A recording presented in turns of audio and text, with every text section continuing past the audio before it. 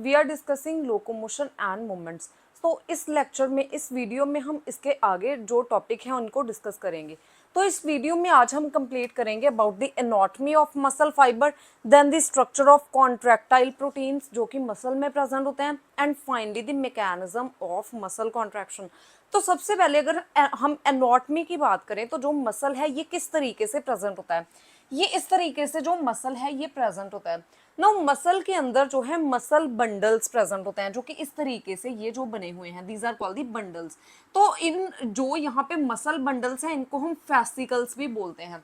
उसके बाद ये जो फेसिकल है, फेसिकल के अंदर इंडिविजुअली इस तरीके से मसल सेल्स प्रेजेंट होते हैं, और ये जो मसल सेल्स हैं इनको हम मसल फाइबर भी बोलते हैं। सो इंडिविजुअली ये जो है ये मसल फाइबर्स हैं।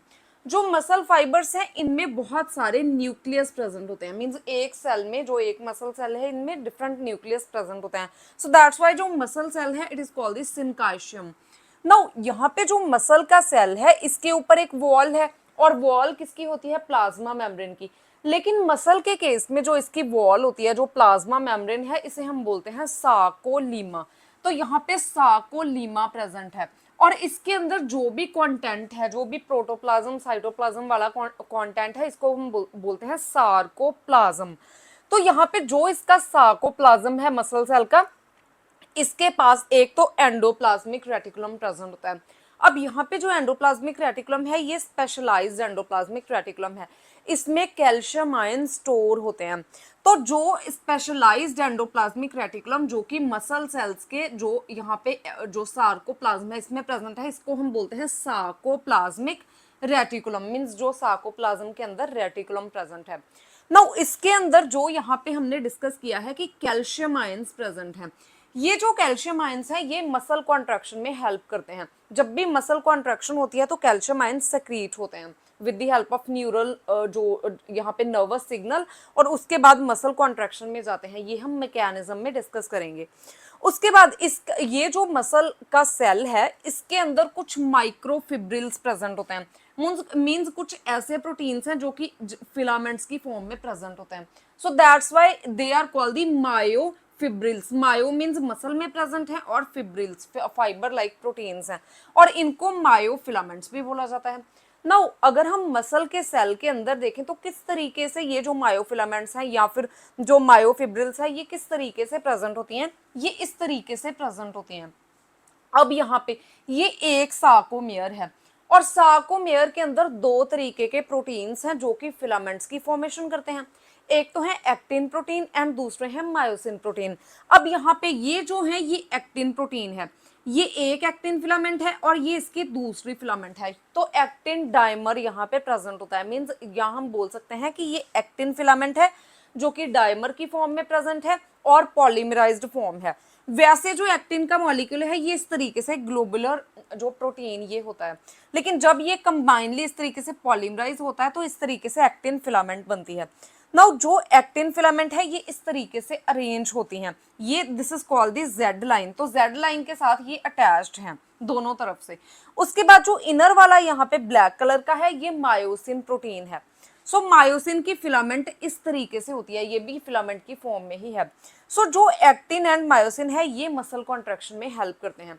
नाउ यहाँ पे ये वाला जो बैंड है जिसमें कि एक्टिन प्रेजेंट है इसे हम बोलते हैं लाइट बैंड। ये लाइट फिलामेंट भी इसको बोला जाता है, मींस इसका बैंड जो है ये लाइट आता है अगर हम इसको देखें तो, और मायोसिन का बैंड हमेशा डार्क होता है। तो यहाँ पे जो लाइट बैंड है जो कि एक्टिन फिलामेंट के साथ बनता है इसे हम बोलते हैं आई बैंड। आई का मतलब है आइसोट्रोपिक बैंड, और जो यहाँ पे बैंड जिसमें कि मायोसिन प्रेजेंट है इतने रीजन में इसे हम बोलते हैं A band. A means anisotropic band. तो इस तरीके से ये दोनों बैंड्स होते हैं। ना जो मायोसिन फिलामेंट है इनको सेंटर में कौन पकड़ के रखता है, एक लाइन जिसे कि हम बोलते हैं एम लाइन, जो कि यहाँ पे सेंटर की तरफ प्रेजेंट है। सो एम लाइन के साथ ये सेंटर में अटैच्ड होती हैं और ये एक ही जगह पे रहती हैं। सिमिलरली जो एक्टिन फिलामेंट है इनको जेड लाइन जो है ये इनकी पोजीशन पे रखता है, मींस इनको पकड़ के रखता है। उसके बाद जो ये वाला जोन है यहाँ पे जो मिडल वाला जोन है जिसमें कि ओनली मायोसिन प्रेजेंट है बट एक्टिन प्रेजेंट नहीं है, ये वाला जोन, इसे हम बोलते हैं जेड जोन। तो इस तरीके से जो है ये प्रेजेंट होता है। नाउ जो इतना रीजन है एक जेड लाइन से दूसरी जेड लाइन वाला, इसे हम बोलते हैं सार्कोमियर, मीन्स मसल के अंदर जो मायोफिलामेंट्स हैं जो कि मसल कॉन्ट्रैक्शन में रोल प्ले करते हैं। नाउ अगर हम इन दोनों को डिस्कस करें तो किस तरीके से इनकी स्ट्रक्चर होती है ये यहाँ पे इलेबोरेट किया गया है। Now this is called the actin filament. So जो एक्टिन है ये डायमर की फॉर्म में होती है, इस तरीके से होता है एक्टिन का डायमर, जैसे कि हम यहाँ पे देख पा रहे हैं, यहाँ पे एक और ये दूसरा। तो इस तरीके से पॉलीमराइज्ड फॉर्म में होता है। क्योंकि ये फिलामेंट की फॉर्म में है तो इसलिए इस जो एक्टिन की फिलामेंट है इसको हम एफ एक्टिन बोलते हैं। लेकिन जो एक अगर हम एक्टिन की बात करें तो एक्टिन क्या है, एक ग्लोबुलर मॉलिक्यूल है। सो ग्लोबुलर से आता है जी एक्टिन, तो सिंगुलरली इसको हम बोलते हैं G actin which is also called the globular actin. और जब पॉलीमराइज्ड फॉर्म में है, फिलामेंट की फॉर्म में है, तो filament actin means F actin. Now ये जो एक्टिन है, एक्टिन के साथ एक और प्रोटीन जो है ये इस तरीके से इसको कॉइल करता है। ये जो प्रोटीन है इसे हम बोलते हैं ट्रोपोमायोसिन प्रोटीन। नाउ जो ट्रोपोमायोसिन प्रोटीन है इसके साथ यहाँ पे जो रेड कलर के इस तरीके से हैं ये ट्रोपोनिन लगे हुए हैं। जो ट्रोपोनिन है ये क्या करते हैं कि एक्टिन के ऊपर जितनी भी जो मायोसिन बाइंडिंग साइट्स हैं इनको कवर कर लेते हैं ताकि जो एक्टिन है ये मायोसिन के साथ बाइंड ना करे। सो जब भी मसल जो है ये रिलैक्स्ड फॉर्म में होगा तो ये जो यहाँ पे ट्रोपोनिन है ये जो एक्टिन बाइंडिंग साइट जो यहाँ जो मायोसिन बाइंडिंग साइट जो एक्टिन फिलामेंट पे है इसको कवर कर लेंगी ताकि मायोसिन की बाइंडिंग ना हो। और जब मसल में कॉन्ट्रैक्शन होगी तो ये ट्रोपोनिन यहाँ से रिमूव हो जाएगा, ये हम आगे डिस्कस करेंगे। जब ये रिमूव हो जाएगा तो ये जो साइट जो मायोसिन बाइंडिंग साइट एक्टिन के ऊपर है ये एक्सपोज हो जाएगी और इसके साथ मायोसिन की बाइंडिंग होगी। उसके बाद अगर हम मायोसिन की बात करें तो मायोसिन जो है इसकी भी दो चेन्स होती हैं, एक ये वाली चेन है और एक ये वाली चेन है। नाउ यहाँ पे जो मायोसिन है इसकी लॉन्ग टेल है, ये दोनों टेल्स हैं। यहाँ पे जो इतना रीजन है ये आर्म वाला रीजन है और जो ग्लोबुलर पोर्शन है ये हेड वाला पोर्शन है। जो मायोसिन है इसमें एक लाइट हेड है और एक जो है ये डार्क हेड है, और हैवी हेड और लाइट हेड इस तरीके से भी हम बोल सकते हैं। उसके बाद यहाँ पे जो मायोसिन है इसके पास एक्टिन बाइंडिंग साइट्स होती हैं। एक तो इसके पास इस तरीके से यहाँ पे एक्टिन बाइंडिंग साइट्स हैं, इस एक्टिन बाइंडिंग साइट के साथ ये एक्टिन के साथ बाइंड करेगा, और एक इसके पास एटीपी बाइंडिंग साइट होती है। ये जो एटीपी बाइंडिंग साइट है इसके साथ एटीपी बाइंड करता है, बिकॉज जब भी मसल कॉन्ट्रैक्शन होती है तो मसल्स जो है ये एनर्जी यूज करते हैं। एनर्जी किसकी फॉर्म में है, एटीपी की फॉर्म में है, इसीलिए यहाँ पे मायोसिन में एटीपी बाइंडिंग साइट भी होती है। नाउ अब हम डिटेल में बात करेंगे about the mechanism of muscle contraction. तो जो मसल कॉन्ट्रैक्शन है इसको कंट्रोल करता है हमारा central nervous system. Central nervous system के जो न्यूरॉन्स होते हैं जो कि मोटर नर्व्स होती हैं ये मसल के साथ अटैच्ड होती हैं। किस तरीके से अटैच होती हैं, यहाँ पे जो मोटर नर्व है ये आ रही है और यहाँ पे मसल है, और इन दोनों के बीच में जो जंक्शन है इसको हम बोलते हैं न्यूरोमस्कुलर जंक्शन। सो यहाँ पे मोटर न्यूरॉन है और यहाँ पे मसल है। अब हम देखते हैं कि किस तरीके से जो सिग्नल मिलता है और मसल कॉन्ट्रैक्ट होता है। अब हमारा जो सेंट्रल नर्वस सिस्टम है इसने मोटर न्यूरॉन्स को सिग्नल भेजा है। सिग्नल किसकी फॉर्म में है कि जो मोटर न्यूरॉन्स हैं इनके अंदर कुछ वेसिकल्स होती हैं और इनमें जो है एक न्यूरोट्रांसमीटर है। न्यूरोट्रांसमीटर वो मॉलिक्यूल्स होता है जो कि नर्व को ट्रांसमिट करता है, केमिकल मॉलिक्यूल जो कि नर्व को ट्रांसमिट करता है। सो यहाँ पे जो ये न्यूरोट्रांसमीटर है अभी ये स्टोर्ड फॉर्म में है। जैसे ही हमारा सेंट्रल नर्वस सिस्टम जो है इसको लगा कि मसल की कॉन्ट्रैक्शन होनी चाहिए इस वे में, जैसे कि कोई गर्म चीज है हमने उसको हाथ लगाया तो हम एकदम से हाथ पीछे करते हैं। क्यों पीछे करते हैं, कैसे हमें पता चलता है, हमारा सेंट्रल नर्वस सिस्टम जो है ये मोटर न्यूरॉन्स के थ्रू मैसेज भेजता है नर्व्स को कि हाथ पीछे करो, मसल कॉन्ट्रैक्शन करो। तो कैसे होती है मसल कॉन्ट्रैक्शन, अब यहाँ पे जो सेंट्रल नर्वस सिस्टम है इसने सिग्नल भेजा है।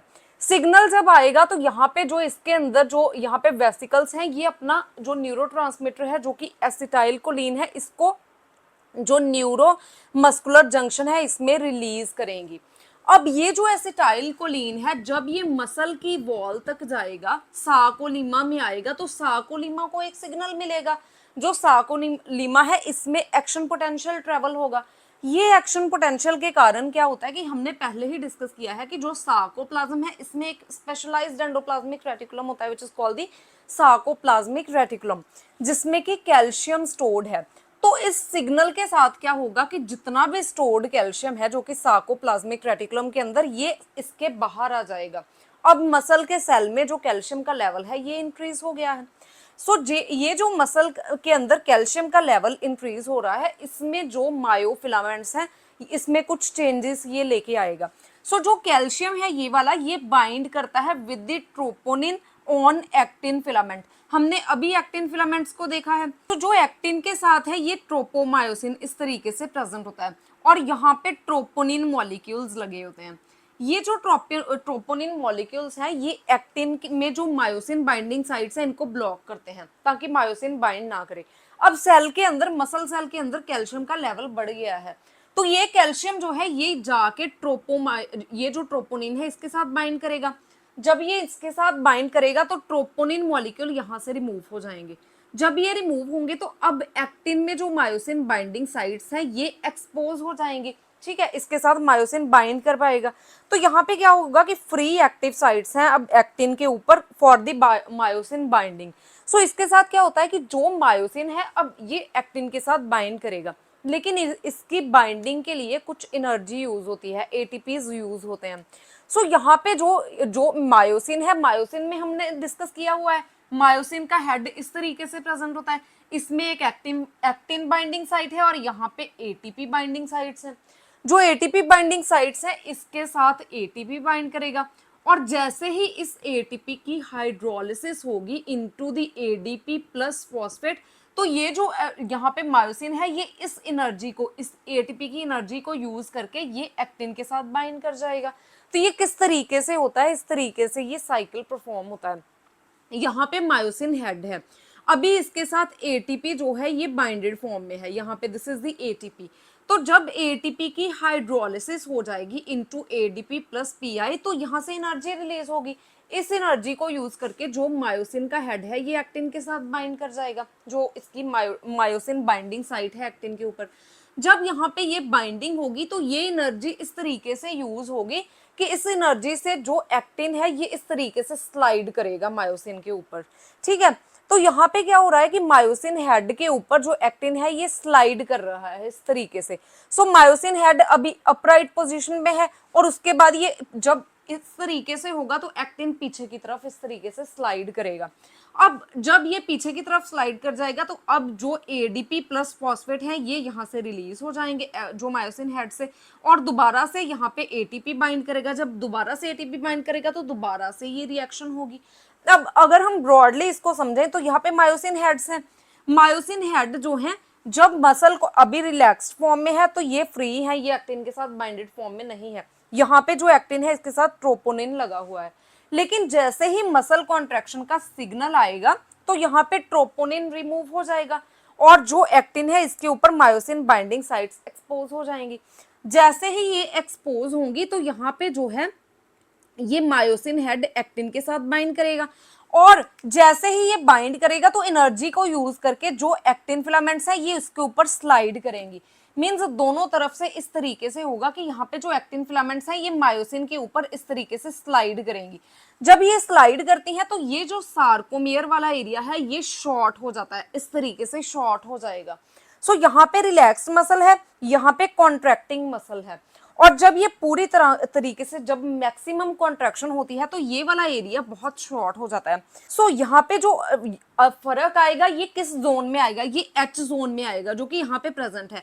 जब रिलैक्स्ड मसल है तो एच जोन ब्रॉड है, जब कॉन्ट्रैक्शन स्टार्ट हुई है तो एच जोन जो है ये नैरो होना स्टार्ट हो जाएगा बिकॉज एक्टिन जो है ये मायोसिन के ऊपर स्लाइड कर रहे हैं। जैसे सबसे पहले इतना एच जोन है जो ये वाला एरिया है, लेकिन जैसे ही एक्टिन मायोसिन के ऊपर स्लाइड करने लगेगी तो एच जोन स्मॉल होता जाएगा। अब ये फुली कॉन्ट्रैक्टेड मसल है, ये रिलैक्स मसल है, ये कॉन्ट्रैक्टेड मसल है। तो इस तरीके से जो है ये एक्टिन और मायोसिन की स्लाइडिंग होती है। जब यहाँ पे सार्कोमियर का साइज ये है, लेकिन जब जैसे ही कॉन्ट्रैक्शन होगी तो सार्कोमियर स्मॉल हो जाएगा, फिर उससे भी स्मॉल हो जाएगा और जो एच जोन है ये भी स्मॉल हो जाएगा। तो इस तरीके से मसल कॉन्ट्रैक्शन होती है। So this is all about the muscle contraction, anatomy of muscle fibre and जो डिफरेंट कॉन्ट्रैक्टाइल प्रोटीन्स प्रेजेंट होते हैं मसल में. If you have any type of query regarding these topics, you can ask me in comment section. And if you find the content useful, please like and share the video and subscribe to my channel Biology on Earth.